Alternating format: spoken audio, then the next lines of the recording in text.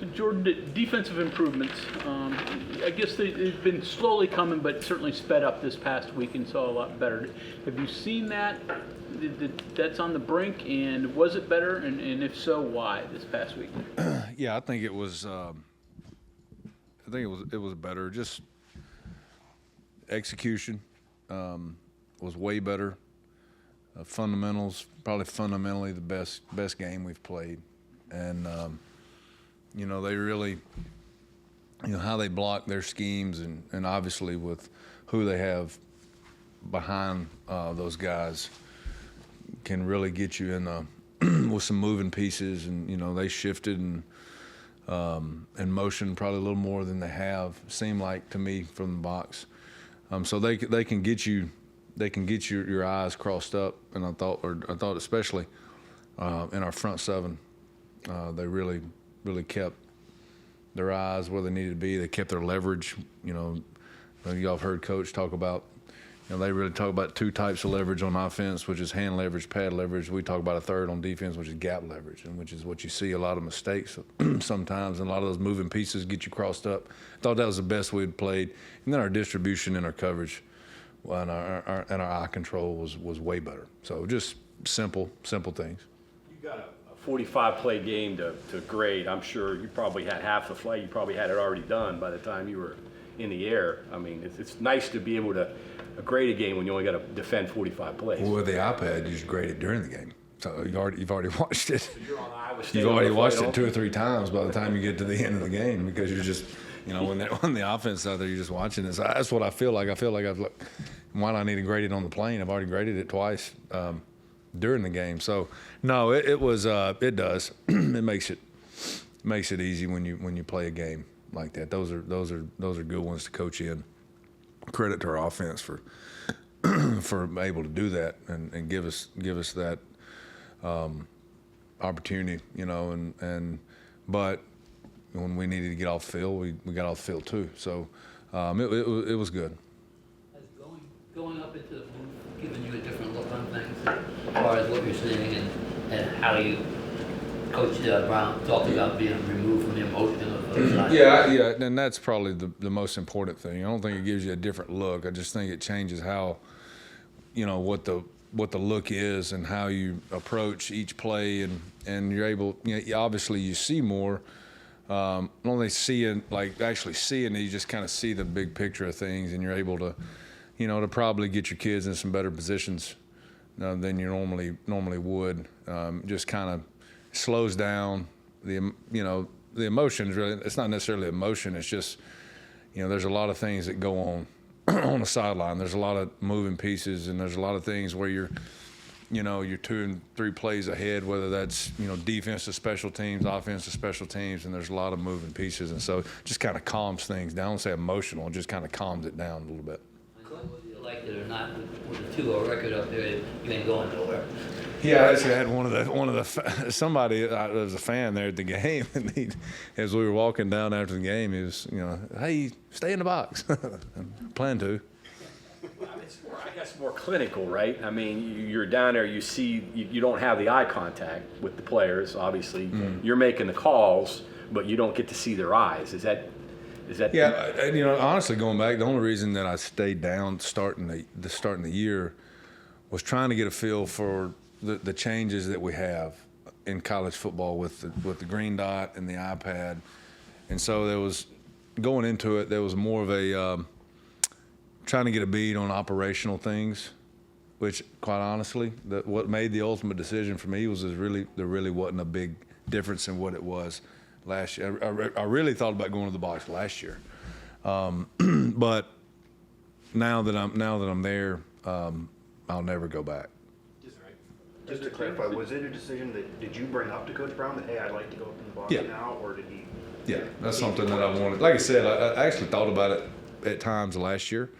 And then again, with the changes, it was really going into a lot of unknowns with how that was going to work. And probably one of the things that I probably underestimated, particularly home games, is the crowd noise through the mic as you go. And it didn't really have an effect, but it does, it's just another thing that's can be a distraction, and it wasn't. But I just, I thought, well, hey, if we can eliminate that, that can be one more thing that helps. But it was a thing that I wanted to do, and I brought up, thought it would help everybody as we get into conference play. So are there things you miss, though, by not being down the field, seeing kids in the aisle, talking to them? Are there things you think that are negative of it? Maybe not negatives. Probably. I know what you're asking. No, not really. I mean, yeah, there's I love the emotion of the sideline, like the when you start getting into a rhythm and you're getting stops and you're getting third down stops and you're excited with the players, and that's just fun, I think, for any coach. But I think the big picture of things is way more important, and staying, on the sideline, I think you always try to be a couple of plays ahead how you think. And I think in the top, I'm a couple of drives ahead. I'm into a little more situational things, and kind of looking through the depth of whatever we're doing and getting things kind of lined up and in your head, and which is much easier without a lot of moving pieces. I mean, our sideline is fine. I don't know if any of you guys have ever been to Oklahoma State, but there's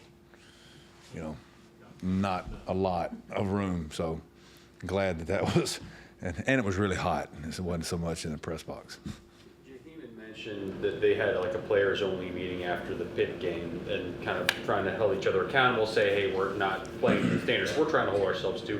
Could you sense a difference in the way they carried themselves after that? And I mean, obviously, they've been playing very well since then. I mean, or better since then. Could you tell a difference after they? Yeah, I think it. And I obviously wasn't down, but I think the big difference was probably after Kansas scored on the last reverse. And I very simply, I called down, and we were talking about, and on the sideline, I called down, and I was like, how are they? And the guys were like, hey man, they're not blinking, they're not missing a beat. So we were already into, okay, when we get a stop, this is what we're going to do. This is what we think they're going to do. This is how we're going to get it done. And that's probably the last 5 minutes of that game. Just the opposite of what happened the week before. We're on the other end of it. And that was probably the biggest change to me. And whatever was done or said in that meeting, that's between them. And they're all, they're great kids. Nobody is more upset and embarrassed at that point than they were. And kudos to them for coming in and handling it, and that's what they should do.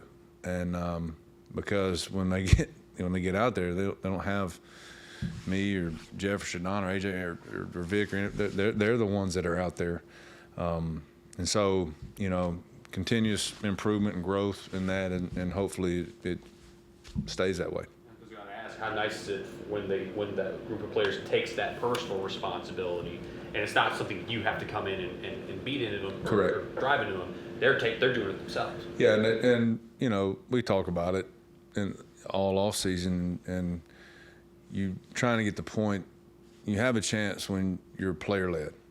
When you're coach led, not that you can't do it. It's a lot harder. And I think that's something that's even harder with the environment that we're in, because I've heard me say this, like when you have guys, particularly transfers, and they are experienced and they played a lot of football, they haven't played a lot of football together, and that means a lot. And I think the more they do that, then the better that they get, and they start to kind of play off each other and feed off each other and figure out leadership styles, and you just you're just trying to get better every week. And I think nobody wants to more than them. And I think they took it, they've taken it on their own. I think it's definitely helped. Speaking of a player that transferred, that played a lot of football but not necessarily here, Jaheim Joseph obviously had a big game. He even talked about how he feels more comfortable now as a vocal guy than maybe he was previously used to. What have you seen from him in that maturation process from spring to now? Yeah, I mean, I think I think it's I think you come in a lot of times and people get experience confused for experience when it's when you've been in the same place for a long time. And I think that just takes playing the game.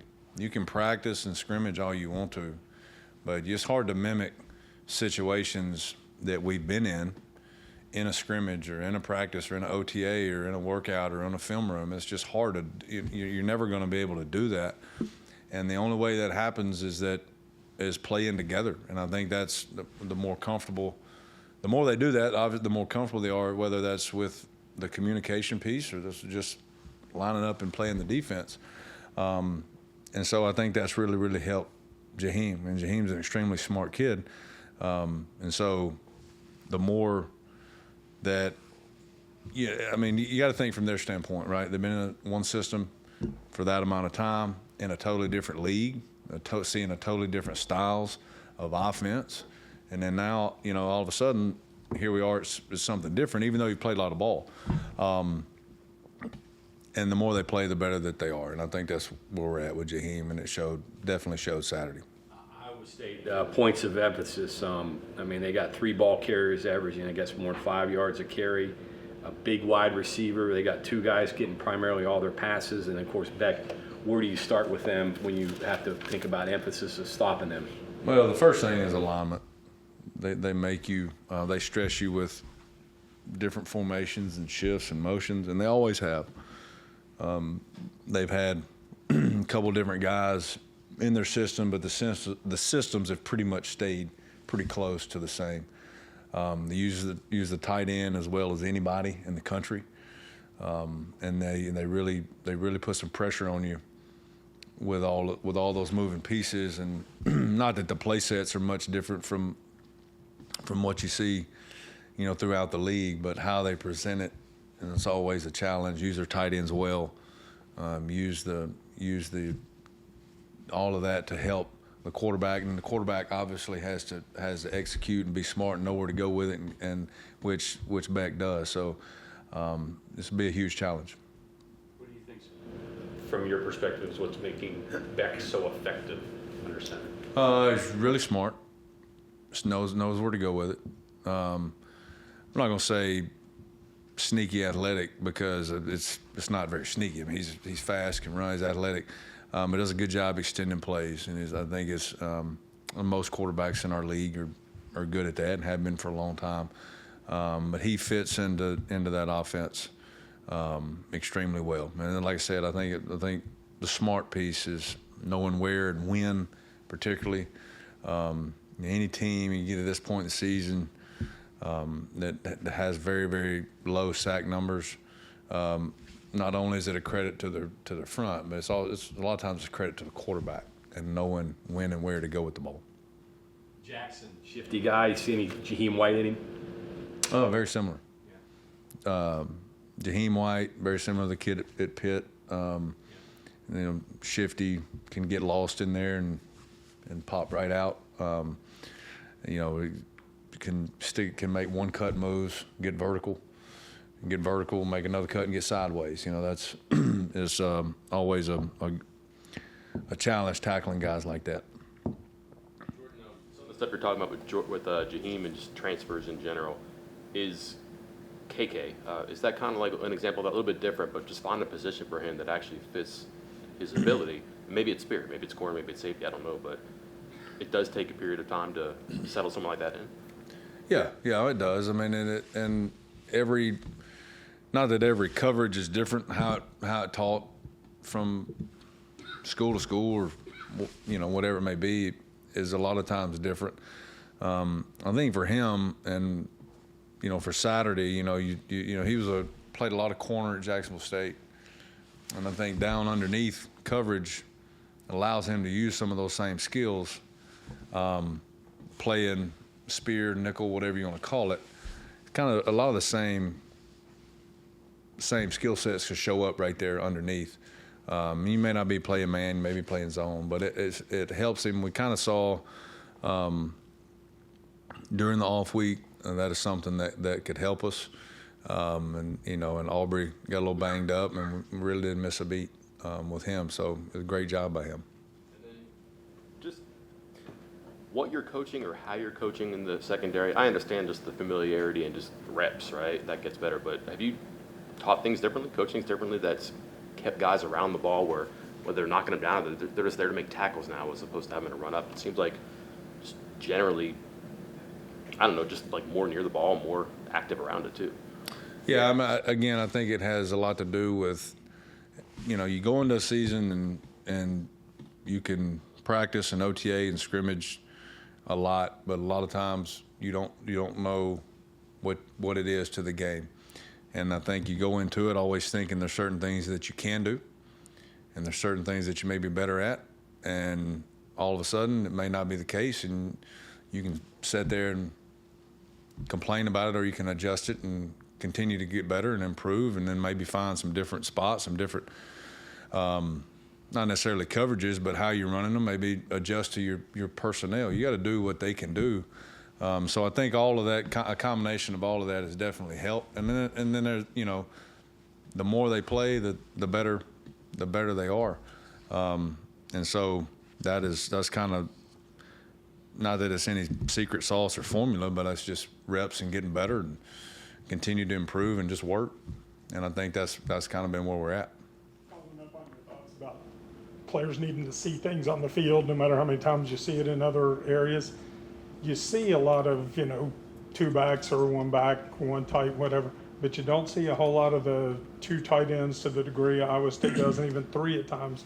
So is that the challenge, the differentiator this week and getting ready for them?